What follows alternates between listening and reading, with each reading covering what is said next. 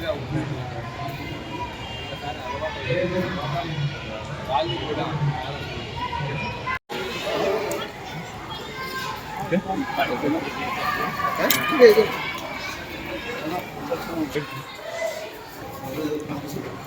ఈ 5 మంత్ర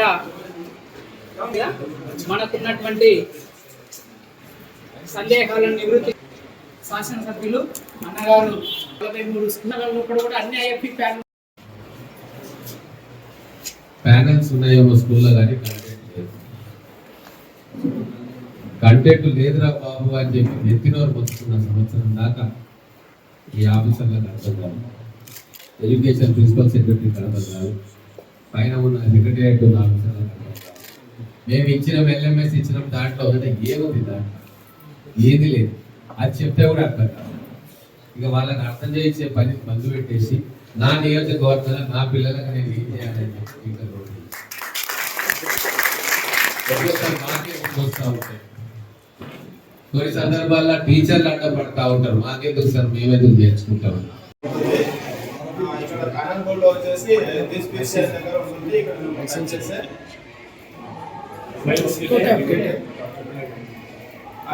ఫోటోస్ కనిపిస్తాయి మనకు. ఆ తర్వాత ఇక్కడ కొన్ని local dishes, local dish డి అని చెప్పేసి కొన్ని లోకల్ డిష్ కనిపిస్తున్నాయి. కాంటెంట్ కనిపిస్తుంది, ఇక్కడ కూడా డబుల్ క్లిక్ చేయాలి. నెక్స్ట్ వచ్చేసి మనకు ప్యానల్ బోర్డ్ పైన 8th class, 9th class, 10th class అని కనిపిస్తూ ఉంటాయి. ఇక్కడ నేను 10th క్లాస్ నాకు కావాలి కాబట్టి 10th క్లాస్ క్లిక్ చేస్తాను. 10th క్లాస్లో వచ్చేసి అన్ని కూడా biological science, maths, physics, social అని చెప్పేసి అన్ని సబ్జెక్టులు కనిపిస్తాయి అనమాట. ఆ క్లాస్ సంబంధించి నాకు బయోసైన్స్ సబ్జెక్ట్ కావాలి కాబట్టి నేను బయోసైన్స్ క్లిక్ చేస్తాను. బయోసైన్స్లో వచ్చేసి చాప్టర్స్ అన్ని కూడా 10 చాప్టర్స్ ఉంటాయి. ఇక్కడ 2 విధాలుగా వాళ్ళు చేసి 1 to 5 చాప్టర్స్ మనకి ఇక్కడ లిస్ట్ అవుతాయి అనమాట. ఆ లిస్ట్ లో నాకు కావాల్సినటువంటి చాప్టర్ ఏదో అక్కడ క్లిక్ చేసుకొని ఇక్కడ రెస్పిరేషన్ సిస్టమ్ అనేది ఇక్కడ క్లిక్ చేసుకొని ఓపెన్ చేసుకుంటాను. ఇక్కడ అంతా కూడా ప్లే అయింది, ఇది వరకు వస్తుంది. అదే కొంచెం ముందుకు వచ్చిన తర్వాత ప్లే అవుతుంది. ఇక్కడ డిస్కవరీ గురించి అన్ని కూడా కనిపిస్తూ ఉంటాయి. ఈ విధంగా అప్లై అయ్యుకుంటూ మనకు ఏది కావాలో ఆ సబ్జెక్ట్ చూసుకోవచ్చు, ఆ లెసన్ చూసుకోవచ్చు అనమాట. వాళ్ళ కేస్ ఆఫ్ ఎయిర్ అని చెప్పేసి కనిపిస్తూ ఉంటుంది. రెస్పిరేటరీ సిస్టంలో పార్ట్ ఉంటుంది. రెస్పిరేటరీ ట్రాక్స్ ఎలా ఉంటాయని చెప్పేసి, తర్వాత లంగ్స్ ఎలా ఉంటాయని చెప్పేసి అక్కడ కూడా డిస్ప్లే అవుతుంది సార్ కంప్లీట్గా. యాక్చువల్లీ మనకు ఎక్కడైతే అవసరం ఉంటుందో అక్కడ ఆపేసుకొని ఆ ఎక్స్పెరిమెంట్ సంబంధించింది, యాక్టివిటీ సంబంధించింది అంతా డిస్ప్లే అవుతుంటుంది. అక్కడ పాఠం చెప్పండి. క్లాస్ ఉందనుకో, ఇమేజ్ మిర్రర్ అనేది అది కిందికి పడితే పగిలిపోతే ఈచ్ పార్ట్ కూడా ఒక స్పెరికల్ పార్ట్. ఆ స్పెరికల్ పార్ట్ లో ఉండేటటువంటి పార్ట్స్ లోపల వచ్చేటటువంటిది అంతా కూడా మనకి ఇమేజెస్ వస్తాయి. దీంట్లో ఇంట్రడక్షన్ పాయింట్ లో మనకు అన్ని కూడా ప్రాపర్టీస్ ఎట్లా ఉంటాయి, ఆ ఫోకస్ పాయింట్ అంటే ఏంటిది, దాంట్లో రేడియస్ ఆఫ్ కర్వేచర్ అంటే ఏంటిది, సెంటర్ పాయింట్ అంటే ఏంటిది అనేటటువంటిది మనకు కొన్ని నొటేషన్స్ ఉంటాయి దాని లోపల కాన్కేవ్ మిర్రర్ లోపల. అట్లనే ఇది చూపించడానికి వీలైంది.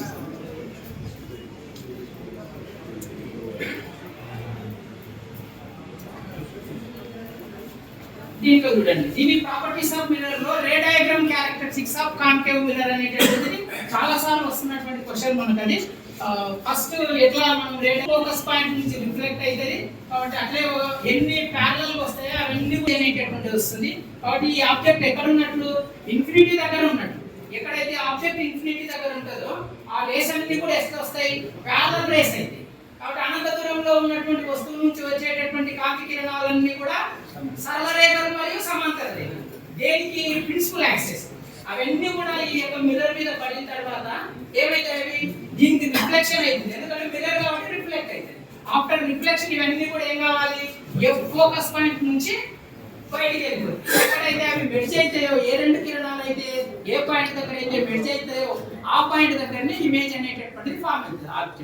ఆబ్జెక్ట్ ఇన్ఫినిటీ దగ్గర ఉంటుంది. ఆబ్జెక్ట్ ఇన్ఫినిటీ దగ్గర ఉందంటే అర్థం ఏంటిది, ఆబ్జెక్ట్ అనంత దూరంలో ఉన్నప్పుడు ఎలాంటి ప్రతిబింబాన్ని చూడగలుగుతాం మనము, పాయింట్ ఆఫ్ ఇమేజ్, బిందు రూప ప్రతిబింబాన్ని చూడగలుగుతాం. ఇక్కడ ఏర్పడినటువంటి ప్రతిబింబం ఎలాంటిది, బిందు రూప ప్రతిబింబం.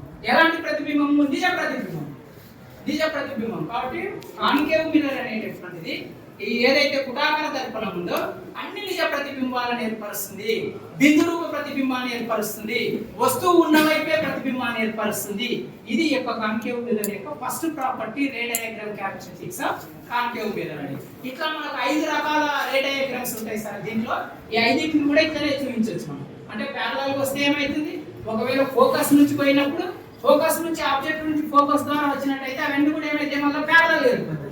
వాయిస్ వర్సా దీనికే మళ్ళీ ఆపోజిట్కి వస్తుంది. ఇప్పుడు ప్యారలల్ వచ్చింది కాబట్టి ఎఫ్ నుంచి పోయి, ఒకవేళ ఎఫ్ నుంచే మనకు రేస్ వస్తే అవన్నీ కూడా ఏమైపోతాయి, బయటికి ప్యారలల్గా వెళ్ళిపోయేటటువంటి అవకాశం ఉంటుంది. అప్పుడు ఎక్కడ పోతుంది ఆబ్జెక్ట్, ఇన్ఫినిటీ దగ్గరికి వెళ్ళి ఇది ఉండేటటువంటిది. కాబట్టి ఈ సి పాయింట్కి ఆవల ఆబ్జెక్ట్ ఉంటే ఏమవుతుంది, దాని ప్రాపర్టీస్ ఏమవుతాయి, సికి దగ్గర ఉన్నప్పుడు ఏమవుతుంది, అట్లా ఎఫ్సీల మధ్యలో ఉన్నప్పుడు ఏమవుతుంది ఆబ్జెక్ట్, ఎఫ్కు పికి పోల్ పాయింట్ మధ్యలో ఆబ్జెక్ట్ ఉన్నప్పుడు ఏమవుతుంది అనేటటువంటిది 5 కాన్సెప్టులు కలిపి ఫస్ట్ చాప్టర్ లో పెట్టడం జరిగింది.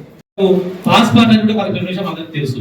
మరి ఈ సంవత్సరం మరి లాస్ట్ ఇయర్ సార్ వేదిక పైన మాట ఇచ్చాడు, ఓన్లీ 10th క్లాసే కాదు వచ్చే విద్యా సంవత్సరం 8, 9 పరీక్షలు కూడా ఇస్తా అని చెప్పడం జరిగింది.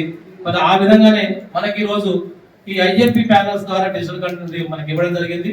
దాంతో పాటుగా ఈ 5 month టీమ్ మనకు పంపించి మన టీచర్స్ అందరినీ కూడా ట్రైన్ చేస్తున్నారు. కాబట్టి సార్కి ఒక్కసారి మన అందరి తరఫున